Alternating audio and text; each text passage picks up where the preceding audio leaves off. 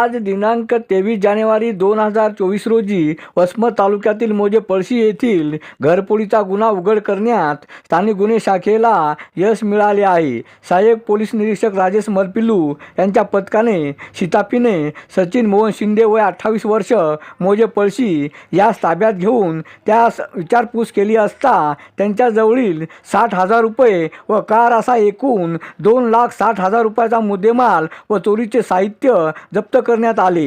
ही कारवाई माननीय पोलीस अधीक्षक जी श्रीधर, अपर पोलीस अधीक्षक अर्चना पाटील, स्थानिक गुन्हे शाखेचे पोलीस निरीक्षक विकास पाटील यांच्या मार्गदर्शनाखाली सहाय्यक पोलीस निरीक्षक राजेश मलपिल्लू, पोलीस अंमलदार गजानन पोकळे, शेख बाबर, विठ्ठल काळे, गणेश लेकुळे, विठ्ठल कोळेकर, तुषार ठाकरे, दीपक पाटील यांनी केली आहे। अरुण दिपके, TV7 हिंगोली।